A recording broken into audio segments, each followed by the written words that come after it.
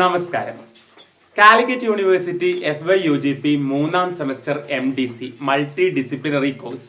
നിങ്ങൾക്കറിയാം MDC പഴയതുപോലെയല്ല, മലയാളം ഓരോ ഡിപ്പാർട്ട്മെന്റിനും ഓരോ സിലബസ് ആണ്. അപ്പോൾ MDC ക്ലാസ് നമ്മൾ ഇന്ന് തുടങ്ങാണ്. BA വിദ്യാർത്ഥികളുടെ MDC പേപ്പറിന്റെ പേര് കേരള സമൂഹവും സാംസ്കാരിക പാരമ്പര്യവും എന്നാണ്. അപ്പൊ ആ ഒരു പേപ്പറിലെ ഒരു ചെറുകഥ എടുത്തുകൊണ്ടാണ് നമ്മൾ നമ്മുടെ 3ാം സെമസ്റ്റർ സ്റ്റാർട്ട് ചെയ്യുന്നത്.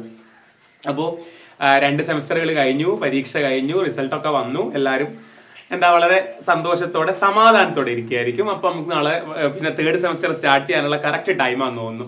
അപ്പോൾ ഈ 2nd സെമസ്റ്ററിൽ ഞാൻ AECയിൽ BA-കാരോട് പറഞ്ഞിട്ടുണ്ടായിരുന്നില്ലേ, നമ്മൾ അടുക്കളയിൽ തിളച്ചു വേവുന്നത് പഠിപ്പിക്കുന്ന സമയത്ത് പന്തി ഭോജനം, സന്തോഷ് ചേച്ചിക്കാരത്തിന്റെ പന്തി ഭോജനം പരീക്ഷയ്ക്ക് ജയിക്കാൻ വേണ്ടിയിട്ടല്ല, പക്ഷെ ഈ സമൂഹത്തിൽ ജീവിച്ചിരിക്കുന്ന മനുഷ്യൻ എന്നുള്ള നിലയിൽ നമ്മൾ വായിച്ചിരിക്കണം എന്ന് പറഞ്ഞില്ലേ.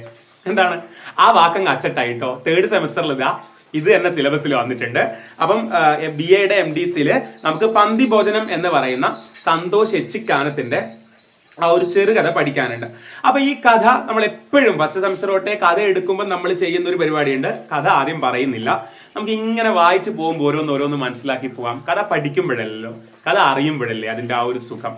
എനിവേ, പന്തി ഭോജനം. അപ്പൊ ഈ പന്തി ഭോജനം എന്ന് പറയുന്ന വാക്ക് കേരള ചരിത്രവുമായി ബന്ധപ്പെട്ടതാണ്. പേപ്പറിന്റെ പേര് തന്നെ കേരള സമൂഹവും സാംസ്കാരിക പാരമ്പര്യവും എന്നാണല്ലോ. അപ്പം ഈ കേരളത്തിന്റെ ചരിത്രവുമായിട്ട് എങ്ങനെ ബന്ധപ്പെട്ടിരിക്കുന്നു എന്ന് ചോദിച്ചു കഴിഞ്ഞാൽ 1917 മെയ് 29 ചെറായി എന്ന് പറയുന്ന സ്ഥലത്ത് വെച്ചിട്ട് സഹോദരൻ അയ്യപ്പന്റെ നേതൃത്വത്തിൽ ഒരു പന്തി ഭോജനം നടന്നു. കേരള നവോത്ഥാനത്തില്, കേരള ചരിത്രത്തില് ഒഴിച്ചുകൂടാൻ പറ്റാത്തൊരു സംഭവം അത്. എന്താ ഈ പന്തി ഭോജനം എന്ന് പറഞ്ഞു കഴിഞ്ഞാൽ, ഇതിനൊക്കെ മുമ്പ്, അതായത് ആ കാലഘട്ടത്തില് കേരളത്തില് പിന്നെ ഈ ജാതി പ്രശ്നങ്ങൾ ഭയങ്കരമായിട്ട് കൊടികുത്തി വാണിരുന്നപ്പം മനുഷ്യന്മാരെ വേർതിരിക്കാനുള്ള ഒരു പരിപാടിയായിരുന്നു ഈ വെവ്വേറെ പന്തിയിൽ വിളമ്പുക എന്ന് പറയുന്നത്. ഇപ്പൊ സദ്യക്ക് ഇന്നിന്ന വിഭാഗക്കാർ, ഉന്നത കുലജാതർ, സവർണ ജാതിക്കാർ ഒരു സ്ഥലത്ത് ഇരുന്ന് ഉണ്ണുമ്പോൾ അവർക്ക് ഒരു സ്ഥലം കിട്ടണമെന്ന് മാത്രമല്ല, പിന്നെ വിളമ്പുന്നവര് വരെ സവർണരായിരിക്കണം എന്നൊക്കെ ഉണ്ടായിരുന്നു. ഇനി അല്ലാത്ത അവർണര്, കീഴാളര്, പാവപ്പെട്ടവര് പുറമേ വേറൊരു സ്ഥലത്ത് നിന്ന് ഉണ്ടോളണം, ഒന്നിച്ചുണ്ണാൻ പറ്റില്ല. അപ്പൊ അവർക്ക് ശരിക്കും ആ ഒരു സവർണർക്ക് അവരുടെ ജാതി മേൽക്കോയ്മയെ ഊട്ടി ഉറപ്പിക്കാനുള്ള, അധകൃതരെ ചവിട്ടിത്താഴ്ത്താനുള്ള ഒരു ഊർജമായിട്ട് ആ വെവ്വേറെ പന്തിയിൽ നിന്ന് കഴിക്കുക എന്ന് പറയുന്ന പരിപാടി ഉണ്ടായിരുന്നു. ഇതിപ്പോ ഒരൊറ്റ സദ്യ തന്നെയാണ് വിളമ്പുന്നതെങ്കിലും 2 പന്തിയിൽ ഇന്നേ ജാതിക്കാർ ഇവിടുന്ന് കഴിക്കുക, ഇന്നേ ജാതിക്കാർ ഇവിടുന്ന് കഴിക്കുക എന്നുള്ളതായിരുന്നു. ആ സമയത്ത് സഹോദരൻ അയ്യപ്പൻ എന്ന് പറയുന്ന നേതാവ്, അദ്ദേഹത്തിന്റെ നേതൃത്വത്തില് ഈ എല്ലാ വിഭാഗം ആളുകളെയും ഒന്നിച്ചിരുത്തിയിട്ട് ഭക്ഷണം വിളമ്പി. എല്ലാ വിഭാഗം ആളുകളെയും ഒന്നിച്ചിരുത്തിയിട്ട് ഭക്ഷണം വിളമ്പി. അവിടെ നവോത്ഥാനം അതാണല്ലോ അല്ലെ, അതുവരെ അങ്ങനെ ഇല്ല. അപ്പം എല്ലാ ആളുകളെയും ഒന്നിച്ചിരുത്തി ഭക്ഷണം വിളമ്പി. ഇതാണ് ചരിത്രത്തിലെ പന്തി ഭോജനം. എല്ലാ ജാതിക്കാരും ഒന്നിച്ചിരുന്ന് ഭക്ഷണം കഴിക്കുക എന്ന് പറയുന്നത്. അന്ന് പക്ഷെ ആ കാലഘട്ടത്തില് ഈ നമ്മൾ സവർണർ എന്നിങ്ങനെ പല പിന്നെ കഥകളിലും പ്രതിപട്ടികയിൽ വരുമ്പോൾ എല്ലാവരും അങ്ങനെയാണെന്ന് നിങ്ങൾ വിചാരിക്കരുത്. എനിക്ക് എന്ത് കാര്യം കുട്ടികളെ പഠിപ്പിക്കുമ്പോഴും മനസ്സിലുള്ളൊരു ടെൻഷനാണിത്. ഇവിടെ സവർണർ അങ്ങനെ ചെയ്തു എന്ന് പറയുമ്പം സവർണറിൽ എല്ലാ മനുഷ്യന്മാരും അങ്ങനെയാണെന്ന് വിചാരിക്കുകയായിരുന്നു. അതായത് സവർണ വിഭാഗത്തിൽ തന്നെയുള്ള എത്രയോ മനുഷ്യന്മാര് പിന്നെ ഇറങ്ങി വന്നിട്ട് ഇതൊന്നും അല്ല ശരി, എല്ലാ മനുഷ്യരെയും ഒന്നിച്ച് കാണലാണ് ശരിയെന്നും പറഞ്ഞ് നമുക്ക് എന്താ പറയാ, ആ ഒരു ദീപം തെളിയിച്ച് വന്ന സവർണ വിഭാഗത്തിൽ ജനിച്ച ഒരുപാട് മനുഷ്യന്മാരുണ്ട്. VT ഭട്ടതിരിപ്പാടിനെ തുടങ്ങി ഒരുപാട് മനുഷ്യന്മാരെ നമ്മൾ ഒരിക്കലും മറന്നുകൂടാത്തതാണ്. അപ്പൊ നമ്മൾ കഥകൾ ഇങ്ങനെ കൂടുതലായിട്ട് കീഴാള പ്രശ്നങ്ങൾ വായിക്കുമ്പോൾ എല്ലാ സവർണരും പ്രശ്നക്കാരാണെന്നോ, ഇനി സവർണർ മൊത്തത്തിൽ അങ്ങനെ ചിന്തിക്കുന്നവരാണെന്നോ അങ്ങനെയൊന്നും ചിന്തിക്കാനേ പാടുള്ളതല്ല. എല്ലാ കൂട്ടത്തിലും ഉണ്ട് കുറച്ച് മനുഷ്യന്മാർ ഇങ്ങനെയൊക്കെ. അപ്പൊ അവരെ അങ്ങ് ഉന്മൂലനം ചെയ്യാനല്ല, അവരെ നശിപ്പിക്കാനല്ല, അവരുടെ ചിന്ത ശരിയല്ല, എല്ലാവരും ഈക്വൽ ആയിട്ട് കാണുന്നതാണ് ശരി എന്ന് പറയുന്ന ദീപം അവരിൽ കൂടി കൊളുത്തി കൊടുക്കാനാണ് നമ്മുടെ നവോത്ഥാന നായകർ ഉൾപ്പെടെ എല്ലാവരും ശ്രമിച്ചിട്ടുള്ളത്. അതുകൊണ്ടാണ് അവർ സാമൂഹ്യ പരിഷ്കർത്താക്കളാവുന്നത്. അപ്പൊ ഞാനിത് പഠിപ്പിക്കുമ്പോൾ പറയാണ്, ഒരിക്കലും ഇന്നേ വിഭാഗക്കാരെ മോശക്കാരാണെന്നൊന്നുമല്ല. എല്ലാ വിഭാഗത്തിലും ഉണ്ട് നന്മയും ചീത്തയും ഒക്കെ. നമുക്ക് എല്ലാത്തിന്റെയും നന്മ മാത്രം എടുത്ത് ഉൾക്കൊണ്ട് ജീവിക്കാം. എനിവേ, പന്തി ഭോജനം സന്തോഷ് എച്ചിക്കാനത്തിന്റെ കഥയാണ് പന്തി ഭോജനം. ഓക്കെ, സഞ്ചരിക്കുന്ന റെസ്റ്റോറന്റ് എന്ന് കൂട്ടുകാരികൾ വിശേഷിപ്പിക്കാറുള്ള സൂസൻ ഇമ്മാനുവൽ തന്റെ ടിഫിൻ കേരിയറിന്റെ ബഹുനിലകൾ ഓരോന്നായി അടർത്തിയെടുത്ത് മേശപ്പുറത്ത് വെച്ചു. അപ്പം പേര് സൂചിപ്പിക്കുന്ന പന്തി ഭോജനം പോലെ തന്നെ ഒന്നിച്ചിരുന്ന് ഭക്ഷണം കഴിക്കുന്നതിനെ കുറിച്ചാണ് പറഞ്ഞു വരുന്നത്. സൂസൻ ഇമ്മാനുവൽ എന്താണ്, പിന്നെ പേരിൽ മനസ്സിലാക്കാം, ക്രിസ്ത്യൻ ആണ്. അപ്പൊ ഇവിടെ മതം ജാതി ഒക്കെ പറയേണ്ടി വരുന്നത് ഈ കഥ അങ്ങനെ ഒരു ആശയം ചർച്ച ചെയ്യുന്നത് കൊണ്ടാണ് കേട്ടോ. അപ്പൊ സഞ്ചരിക്കുന്ന റെസ്റ്റോറന്റ് എന്നാണ് അവളെ എല്ലാവരും വിളിക്കുന്നത്. കാര്യം അത്രയധികം ഫുഡും കൊണ്ടാ വരിക. സൂസൻ ഇമ്മാനുവൽ തന്റെ ടിഫിൻ കേരിയറിന്റെ ബഹുനിലകൾ ഓരോന്നായി അടർത്തിയെടുത്ത് മേശപ്പുറത്ത് വെച്ചു. Ramya Nair note the point. Ramya Nair മട്ട അരിയുടെ അധികം വേവാത്ത ചോറിനകത്ത് നിന്നും കോവയ്ക്ക മെഴുക്ക് പുരട്ടിയും മുളക് കൊണ്ടാട്ടവും കുഴിച്ചെടുത്തു. ഇവിടെ ഓരോ വിഭാഗം ആളുകളിലും അവരുടെ സ്പെഷ്യൽ ഫുഡൊക്കെ കൊണ്ടുവന്നു എന്നുള്ളതാണ്. ഞാൻ പറഞ്ഞേ, ഈ കഥ പഠിപ്പിക്കുമ്പോൾ നമുക്ക് ജാതിയും മതവും ഒക്കെ ഒരുപാട് സംസാരിക്കേണ്ടി വരും. അത് വേറൊന്നും കൊണ്ടല്ല, ഇത് സംസാരിക്കുന്ന വിഷയം അതായത് കൊണ്ടാണ്. പക്ഷെ അവളുടെ പ്രതീക്ഷ അത്രയും, ആരുടെ? രമ്യ നായരുടെ പ്രതീക്ഷ അത്രയും സൂസന്റെ റെസ്റ്റോറന്റിലേക്കാണ്. അവളുടെ ടിഫിൻ ബോക്സിനെ അല്ലെങ്കിൽ ആ കേരിയറിനെ എന്താണ് റെസ്റ്റോറന്റ് എന്നാ വിളിക്കുന്നത്. അത്രയധികം ഫുഡ് ഉണ്ടാവും. ഈ വട്ടമേശയിൽ ഒന്നിച്ചിരിക്കുന്ന ഭക്ഷണം കഴിക്കാനിരിക്കുന്ന ആ മേശയിൽ ഇടയ്ക്കിടെ അരങ്ങേറാറുള്ള രുചിത്തർക്കങ്ങളിൽ സൂസന്റെ കൈപുണ്യത്തെ വെല്ലാൻ രമ്യയുടെ അവിയലിനോ സംഗീത നമ്പൂതിരിയുടെ മാമ്പഴ പുളിശ്ശേരിക്കോ സാധിക്കാറില്ല. അപ്പൊ കൂട്ടത്തിൽ ഏറ്റവും മികച്ച ടേസ്റ്റുള്ള ഫുഡ് കൊണ്ടുവരാൻ ആരാണ്? സൂസൻ ഇമ്മാനുവൽ ആണ്. അപ്പൊ കൂടെ കമ്പനിക്ക് ആരൊക്കെ ഉണ്ട്? പിന്നെ രമ്യ നായരുണ്ട്, സംഗീത നമ്പൂതിരി ഉണ്ട്. അപ്പൊ ഒരു നമ്പൂതിരിയും ഒരു നായരും ഒരു ക്രിസ്ത്യനും ഒക്കെ ഒന്നിച്ചിരുന്ന് ഭക്ഷണം കഴിക്കുന്ന ആ പന്തി ഭോജനമാണ് നമ്മൾ ഇവിടെ കാണുന്നത്. വാവ്, വാട്ട് എ ബ്യൂട്ടിഫുൾ വേൾഡ് അല്ലെ? അതെ, ഒരു കാലഘട്ടത്തിൽ നമ്മുടെ കേരളത്തിൽ ഇതൊന്നും സാധ്യമായിരുന്നില്ല. എന്നാൽ എല്ലാ മനുഷ്യന്മാരും ഒന്നിച്ചിരുന്ന് ഭക്ഷണം കഴിക്കുന്ന, ഒന്നിച്ച് തോളിൽ കൈയിട്ട് നടക്കുന്ന ഒരു ലോകത്തെ നമ്മൾ കെട്ടിപ്പടുത്തിരിക്കുന്നു. ട്വിസ്റ്റ് ഉണ്ട് കേട്ടോ. കോതമംഗലത്തെ തറവാട്ട് വീട്ടിലെ ഡെലീഷ്യസ് ഐറ്റങ്ങളിൽ ഒന്നായ പോർക്ക്, പന്നി വരട്ടിയത് കൊണ്ടാണ് സൂസൻ ഇന്ന് കോടതിയിൽ ഹാജരായിട്ടുള്ളത്. അപ്പൊ ഈ കഥ നടക്കുന്നത് ഒരു കോടതിയിലാണ്. ഇവരൊക്കെ ആരാണ് നോക്കാം. അവൾ മത്തങ്ങയുടെ ആകൃതിയുള്ള ചെറിയൊരു കാസറോള്, മത്തങ്ങയുടെ ഷേപ്പുള്ള കാസറോള് തുറന്നതും നല്ല ഒന്നാം തരം കോട്ടയം പാചകവിധിയിൽ സൂസന്റെ വല്യം വെച്ച് വരട്ടി നിർത്തിയ പന്നിക്കുട്ടി ഒന്നമറി. പോർക്കം കൊണ്ടാണല്ലോ വന്നിരിക്കുന്നത്. മൂക്കുയർത്തി പിൻകാൽ കുടഞ്ഞ് ഒരു ചാട്ടം ചാടി ആ പന്നി കേട്ടോ. അതൊക്കെ വളരെ ഭംഗിയായിട്ട് അവതരിപ്പിച്ചിരിക്കുകയാണ്.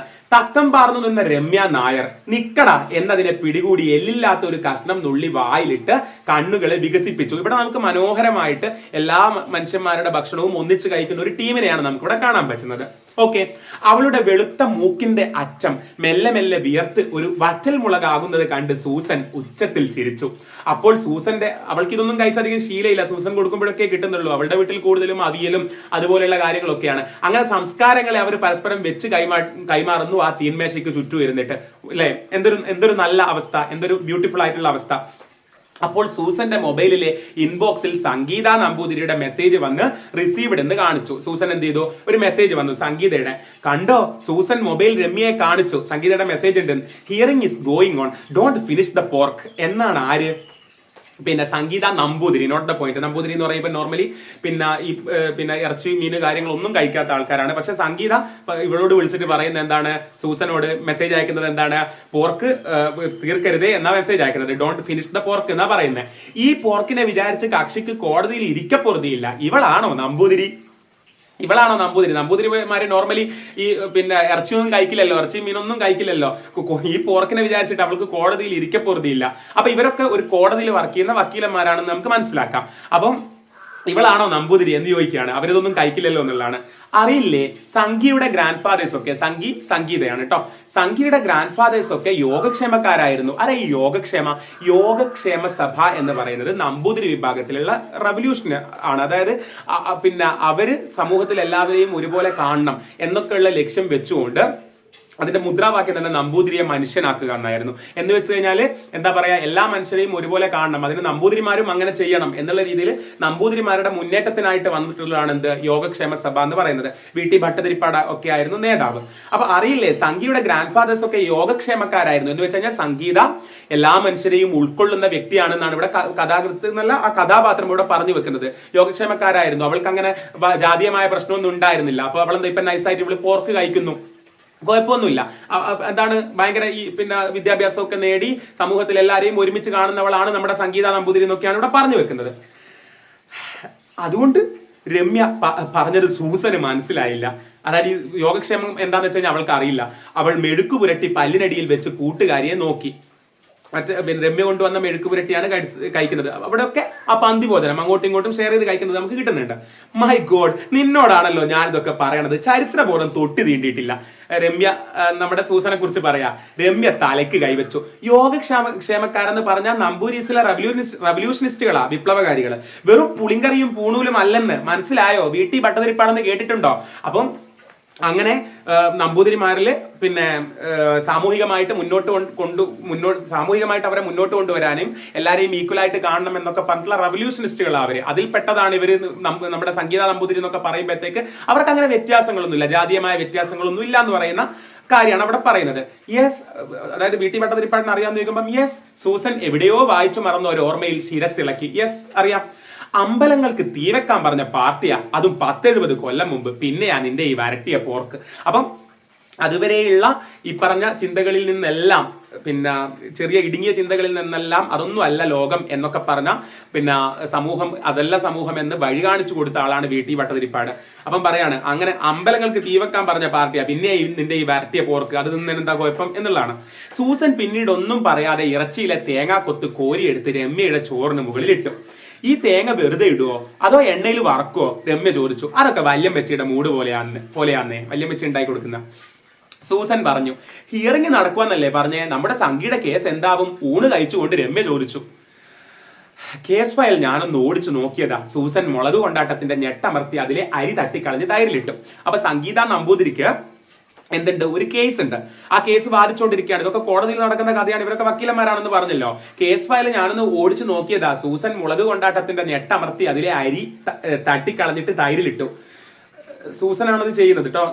ഇവിടെയൊക്കെ നമുക്ക് ഈ കഥയുടെ ഇടയിൽ കൂടി പറഞ്ഞു വരുന്നുണ്ട്, എല്ലാ വിഭാഗ ആളുകളും എല്ലാ ഭക്ഷണം കഴിക്കുന്നതും അങ്ങനെ ഈക്വൽ ആയിട്ടുള്ള ഒരു സൊസൈറ്റിയെ നമുക്ക് കാണിച്ചു തരുന്നുണ്ട്. ഓക്കെ, ജാതിപ്പേര് വിളിച്ചതിന്റെ കൂടെ വധശ്രമം കൂടി ചാർജ് ചെയ്തേക്കുക.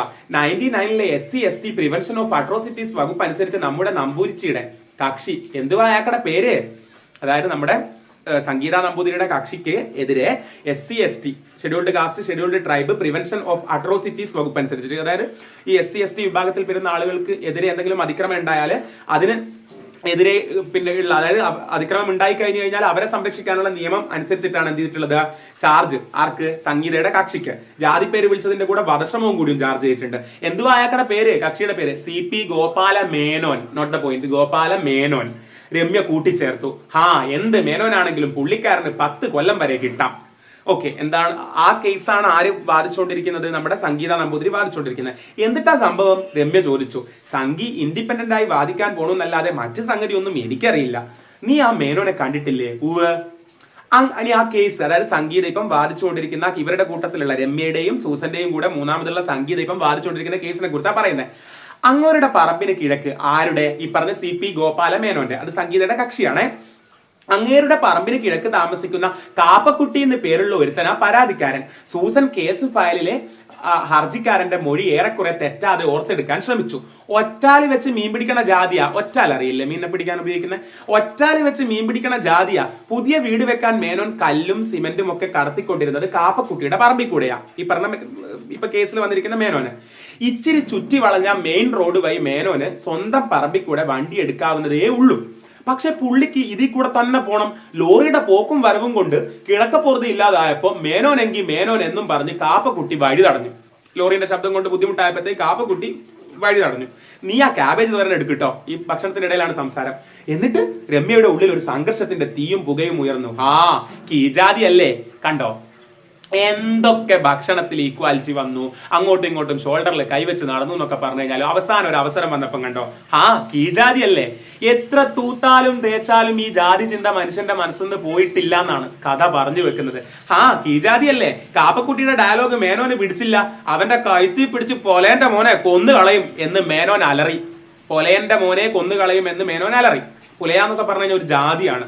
പിന്നെ അവിടെ കിടന്ന കമ്പി കഷ്ണം എടുത്ത് തലക്കടിച്ചു എന്ന കേസ്, അറ്റംപ്റ്റ് ഓഫ് മർഡർ, വധശ്രമം. കർത്താവിനറിയാം എന്താ സംഭവിച്ചെന്ന് അറിയാം. ഇതാണ് കേസ്. എന്താ സംഭവിച്ചെന്ന് കർത്താവിനറിയാം. സൂസൻ പറഞ്ഞു കൊടുക്കുക, ഇതാണ് കേസ്. പക്ഷെ അത് വിശ്വസിക്കാനാവാതെ രമ്യ ജീരക വെള്ളം നിറച്ച ഗ്ലാസ് സൂസൻ അരികിലേക്ക് നീക്കി. അവളുടെ സങ്കല്പത്തിലെ മേനോൻ കാപ്പക്കുട്ടിയെ തെരുവിളിച്ച ശേഷം മറ്റൊരു ഇടപാടിനും നിൽക്കാതെ ലോറി പിന്നോട്ടെടുത്ത് മെയിൻ റോഡ് വഴി തന്റെ പുരയിടത്തിലേക്ക് ഓടിച്ചു പോയി. അവൾ പറഞ്ഞു കേട്ടോ, അവളുടെ ഈ രമ്യ നായരുടെ മനസ്സിൽ ഒരു മേനോൻ ഇങ്ങനെ ചെയ്യുന്നതൊന്നും അവൾക്ക് ചിന്തിക്കാനേ പറ്റുന്നില്ല. മേനോന്മാർ അങ്ങനെയൊന്നും ചെയ്യൂല എന്നുള്ള ചിന്തയാണ് അവളുടെ മനസ്സിൽ. കണ്ടോ, തൂത്താലും തേച്ചാലും മാറാത്ത ജാതി ബോധമാണ് കഥ അങ്ങോളം പറഞ്ഞു വെക്കുന്നത്. ഇത്രയും ക്രൂരനാവാൻ ഒരു മേനോന് പറ്റില്ല. നീ ഇതേ പറയൂ. സൂസൻ ഗ്ലാസ് ഉറക്കെ താഴെ വെച്ചു. നായന്മാരും മേനോന്മാരും ഒക്കെ ഒരേ കാറ്റഗറി അല്ലേ, നീ ഇതേ പറയൂ എന്ന് പറയാണ്. പൊടുന്നനെ ബാർ അസോസിയേഷൻ ഹാളിന്റെ വാതിൽ വഴി ഒരു ഇവിടെ നല്ല രസാട്ടോ കഥ വായിക്കാൻ. പൊടുന്നനെ ബാർ അസോസിയേഷൻ ഹാളിന്റെ, ബാർ അസോസിയേഷൻ വക്കീലുകാരുടെ ഉദ്ദേശിച്ച, പൊടുന്നനെ ബാർ അസോസിയേഷൻ ഹാളിന്റെ വാതിൽ വഴി ഒരു വവ്വാൽ പറന്നു വന്ന് പന്നി മാംസത്തിൽ കടിച്ചു തൂങ്ങി. ഏതാണ് ആ വവ്വാൽ? സംഗീത നമ്പൂതിരി. കാരണം അവരുടെ ഈ ഒരു ഡ്രസ്സ് ആലോചിച്ച് നോക്ക്, വക്കീലന്മാരുടെ ഒരു വവ്വാൽ പറന്നു വന്ന് പന്നി മാംസത്തിൽ കടിച്ചു തൂങ്ങി. സംഗീത ആ ഇറച്ചി എടുത്തതിനെ കുറിച്ചാണ് പറയുന്നത്. ഹായ് സംഗി എന്ന് വവ്വാലിന് നേരെ രമ്യ ഒച്ച വെച്ചു. ഹിയറിംഗ് നടന്നുകൊണ്ടിരിക്കെ സൂസന്റെ പോർക്ക് കോടതിക്കകത്തേക്ക് കയറി വന്ന് സംഗീതയുടെ കൊതിയുടെ പിന്നാമ്പുറങ്ങളിൽ മൂക്കുരച്ച് നടന്നു. അതായത് ഇതിനെക്കുറിച്ച് ഓർത്തിട്ട് അവൾക്ക് കൃത്യമായിട്ടൊന്നും അവിടെ അവതരിപ്പിക്കാൻ പോലും പറ്റിയില്ല എന്നല്ല. വാദം കഴിഞ്ഞതും കൂട്ടിൽ നിന്നും വിയർത്തൊഴുകി വന്ന മേനോനോട് രണ്ട് വാക്ക് പറയാൻ പോലും നിൽക്കാതെ, മേനോന് കക്ഷിയുണ്ടല്ലോ, അയാളോട് രണ്ട് വാക്ക് പറയാൻ പോലും നിൽക്കാതെ അവൾ ബാർ അസോസിയേഷൻ ഹാളിലേക്ക് പറക്കുകയായിരുന്നു. ആര്? സംഗീത. എന്തിന്? ഈ പന്നി ഇറച്ചി തിന്നാൻ. സംഗീത നമ്പൂതിരിയാണ്.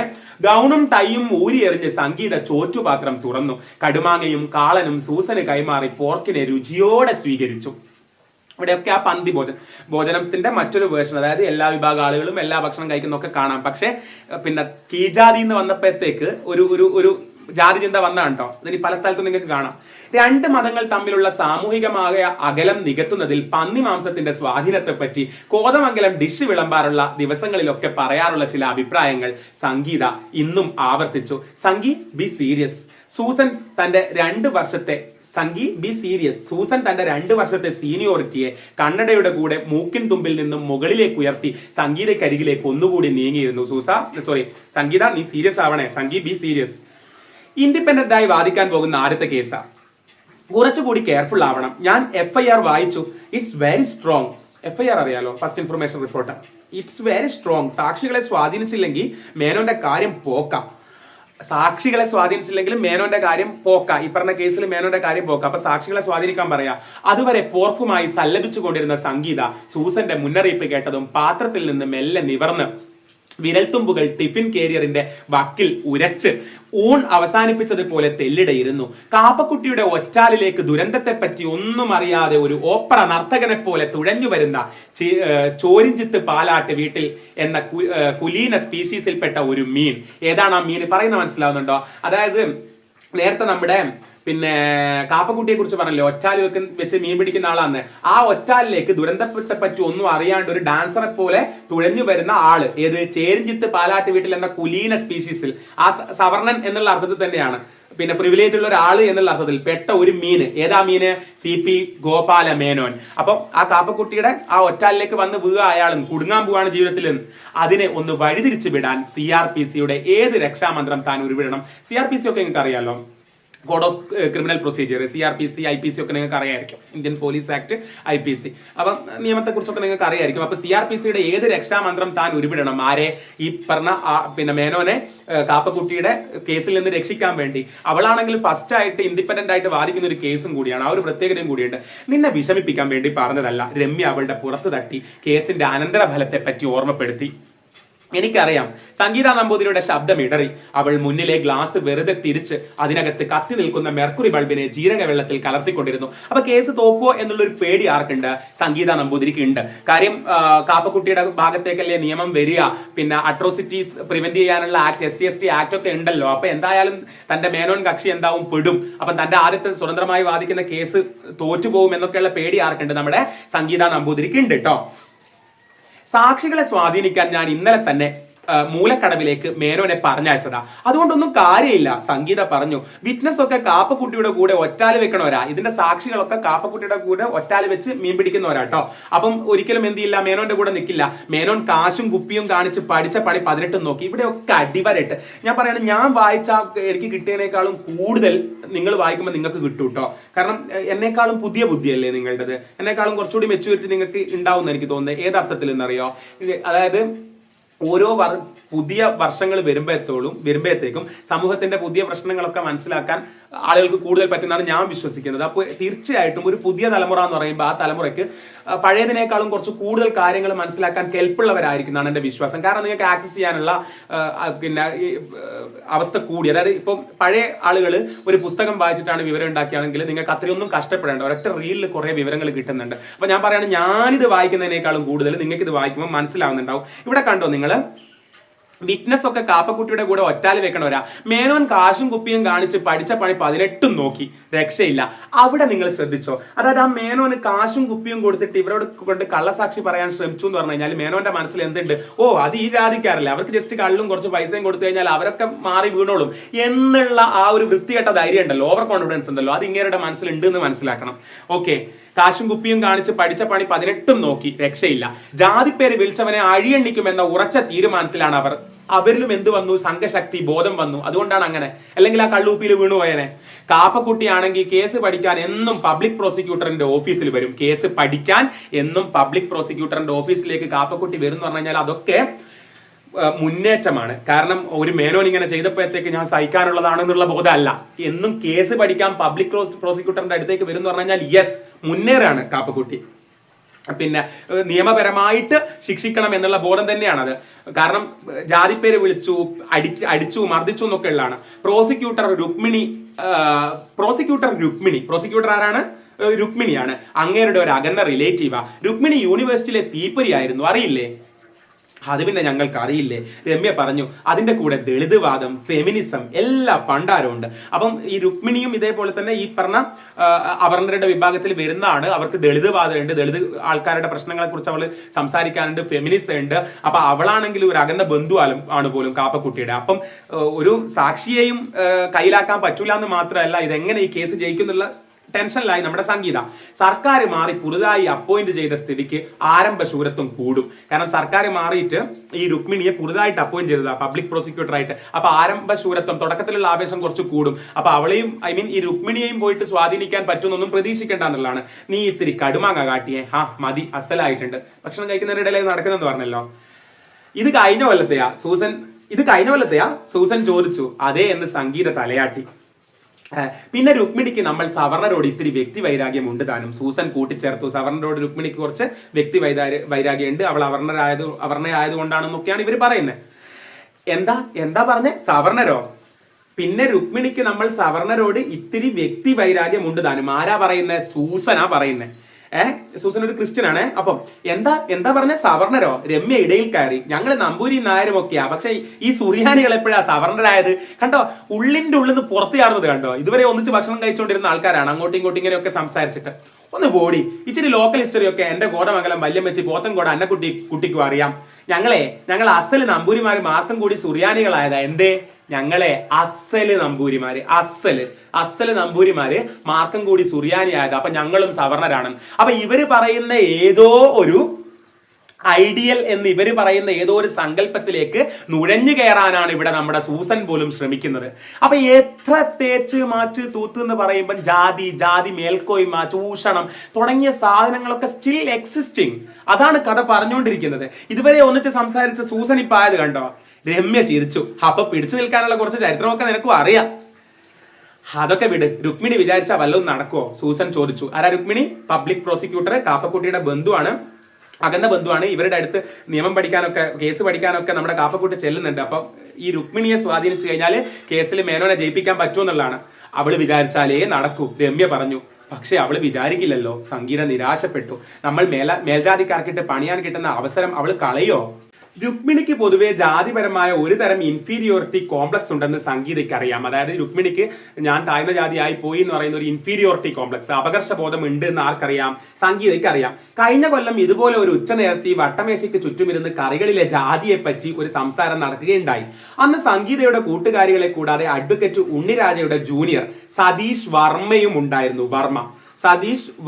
ഉണ്ടായിരുന്നു. സംഗീതയാണ് ചർച്ച തുടങ്ങി വെച്ചത് കറികളെ കുറിച്ചിട്ട്. പാചകം ചെയ്യുമ്പോൾ ഉപ്പും മഞ്ഞളും ഒക്കെ ചേർക്കാറുള്ളത് പോലെ ചിലയിനം കറികളിൽ അതിന്റെ ഉപജ്ഞാതാക്കളുടെ ജാതിയും മതവും ഒക്കെ കലരുന്നത് സ്വാഭാവികമാണെന്ന് അവൾ പറഞ്ഞു.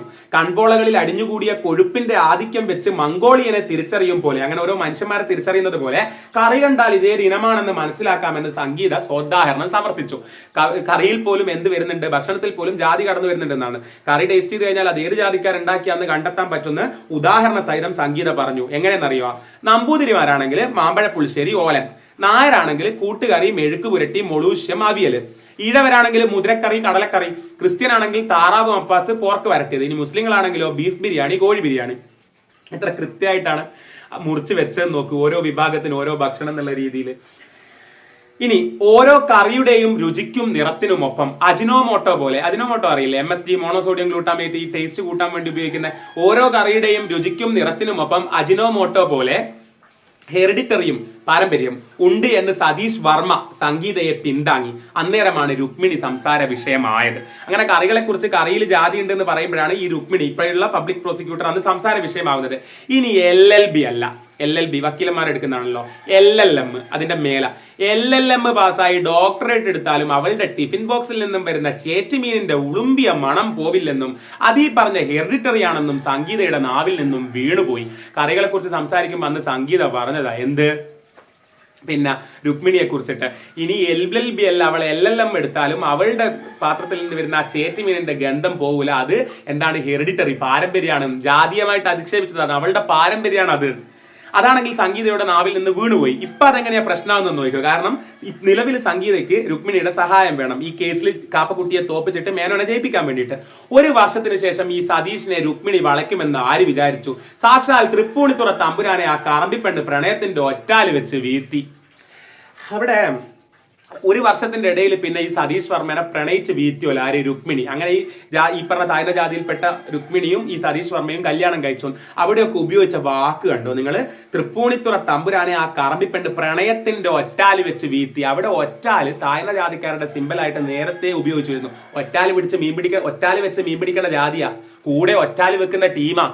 പ്രണയത്തിന്റെ ഒറ്റാല് വെച്ച് വീഴ്ത്തി. കാപ്പക്കുട്ടിയുടെ ഒറ്റാലിലേക്ക് പിന്നെ ബാലഗോപാൽ മറ്റേ മേനോൻ എന്ന് പറയുന്ന ആ ഒരു മീന് വന്ന് കുടുങ്ങുകയാണ്. അവിടെ ഒറ്റാൽ ഇവരുടെ പ്രതീകമായിട്ട് അങ്ങ് കൊടുത്തേക്കുക. ദെൻ ഒറ്റാല് വെച്ച് വീഴ്ത്തി. പ്രണയാർദ്രമായ നിമിഷങ്ങളിൽ എപ്പോഴോ വിഷയദാരിദ്ര്യം വന്നപ്പോൾ, സംസാരിക്കാനൊന്നും ഇല്ലാണ്ടായപ്പോ തന്റെ കാമുകിയെ പറ്റി സംഗീതം മുമ്പ് പറഞ്ഞ ചേറ്റുമീനിന്റെ കാര്യം തമ്പുരാൻ പുറത്തുവിട്ടു. അതിനുശേഷം, അതായത് അത്രയും വലിയ കാര്യമല്ലേ പറഞ്ഞത്, അവളുടെ പാരമ്പര്യമാണ് അത് എന്നൊക്കെയല്ലേ പറഞ്ഞത്. അപ്പോൾ അത് സതീഷ് വർമ്മ പിന്നെ ഇവിടെ കല്യാണം കഴിച്ചു രുക്മിണിയെ. പിന്നെ അപ്പം എപ്പോഴോ ഒരിക്കല് സംഗീത അങ്ങനെ പറഞ്ഞത് എന്ത് ചെയ്തു, രുക്മിണിയോട് പറഞ്ഞു. പിന്നെ സംഗീതയോട് അടുക്കാൻ നിൽക്കുമോ രുക്മിണി? ഇല്ലല്ലോ. അതിനുശേഷം രുക്മിണി അവളുടെ മുഖത്ത് നോക്കിയിട്ടില്ല. കോടതി വരാന്തയിലെ ആകസ്മികമായ കണ്ടുമുട്ടലുകളെ തലകുനിച്ചോ അല്ലെങ്കിൽ സംഗീത കൺവെട്ടറിൽ നിന്ന് മാറും വരെ കേസ് ഫയലുകളിലെ താളുകൾ വെറുതെ മറിച്ചോ രുക്മിണി ഒഴിവാക്കി. അവളെ മൈൻഡ് ചെയ്യാൻ നിന്നില്ല. സിവിൽ സ്റ്റേഷനിലെ വിവിധ വകുപ്പുകളിൽ നിരവധി പട്ടികജാതിക്കാർ പുരനിറഞ്ഞു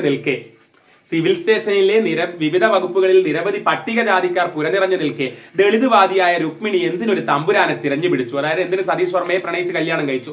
ഈ ചോദ്യത്തിന് സതീഷ് പറഞ്ഞ ഉത്തരം പ്രണയത്തിന് ജാതിയില്ല എന്നാണ്. ഇത് വിമർശനത്തെ നേരിടാൻ പറ്റാതെ വരുമ്പോൾ കമിതാക്കൾ സാധാരണ പറയാറുള്ള ഒരു സ്ഥിരം ഉത്തരമാണെന്ന് മനസ്സിലാക്കിയ രമ്യ പുച്ഛിച്ചു. അതൊന്നുമല്ല കാരണം. സാമ്പത്തികവും വിദ്യാഭ്യാസപരവുമായ പുരോഗതി പിന്നോക്ക ജാതികളെ സവർണ വിഭാഗങ്ങളുമായി ഐക്യപ്പെടാൻ മോഹിപ്പിക്കുന്നുണ്ട്. അതാ പറയുന്നത്. അവരുടെ ഉള്ളിലും, ഈ പറഞ്ഞ പിന്നോക്ക ജാതിക്കാരുടെ ഉള്ളിലും ഇൻഫീരിയോറിറ്റി കോംപ്ലക്സ് ഉണ്ട്. അപ്പൊ അവർ സാമ്പത്തികമായിട്ടും അല്ലാണ്ടും പുരോഗമിക്കുന്ന സമയത്ത് അവർക്ക് ഈ പറഞ്ഞ സവർണ വിഭാഗവുമായിട്ട് ഐക്യപ്പെടണം എന്നുള്ള തോന്നലുണ്ട്, ആ ഇൻഫീരിയോറിറ്റി കോംപ്ലക്സ് കാരണം. അങ്ങനെയാണ് കല്യാണത്തിലേക്ക് എത്തുന്നത്. കഴിഞ്ഞ മാസം കണ്ടപ്പോൾ സതീഷ് വർമ്മയിൽ ശുഭോദർക്കമായ, എന്ന് വെച്ചാൽ ശുഭസൂചകമായ ചില മാറ്റങ്ങൾ വന്നു തുടങ്ങിയിട്ടുണ്ടെന്ന് സംഗീതയ്ക്ക് മനസ്സിലായി. കോടതി ലൈബ്രറിയിൽ വെച്ച് അയാൾ സംഗീതയോട് കുറച്ചുനേരം തുറന്ന് സംസാരിച്ചു. രുക്കുവിന്റെ കേസിൽ, മീൻസ് രുക്മിണി, എനിക്കൊരു അബദ്ധം പറ്റി, കുടുങ്ങിയെന്ന് പറഞ്ഞാൽ മതിയല്ലോ. സതീഷ് വർമ്മ ആരോട് പറയാ? നമ്മുടെ സംഗീതയോട്. ഞാൻ അതിൽ നിന്ന് എങ്ങനെ ഊരുമെന്ന് ആലോചിക്കുക. ജാതിയാലുള്ളത് തൂത്താ പോകുമോ? കല്യാണമൊക്കെ വരുമ്പോൾ സ്വന്തം ജാതി തന്നെയാണ് നല്ലത്. അപ്പം പ്രണയിച്ച് കല്യാണം കഴിച്ച് പ്രണയത്തിന് എന്ത് ജാതി എന്നൊക്കെ ചോദിച്ച സതീഷ് വർമ്മയും മാറി. അല്ലെങ്കിൽ പിന്നീട് അതൊക്കെ വലിയ പ്രോബ്ലം ആകും. കാരണവന്മാര് പറഞ്ഞു വെച്ചതൊക്കെ തിരുത്താതിരിക്കുന്നത് ആ ബുദ്ധി. എന്നിട്ടാണ് ഈ ചോറിന്റെ മുമ്പിൽ കിടന്ന് ആലോചിക്കണേ. അപ്പം വീണ്ടും ഇവര് ഒന്നിച്ച് കഴിച്ചോണ്ടിരിക്കുന്ന ആ സീനിലേക്ക് തന്നെ എത്തി. ഇതൊക്കെ ആലോചിച്ചു പോയതാ. രമ്യ സംഗീതയുടെ കവിളത്ത് തട്ടി. രമ്യ സംഗീതയുടെ കവിളത്ത് തട്ടി. എന്താ നീ ആലോചിക്കുന്നത്?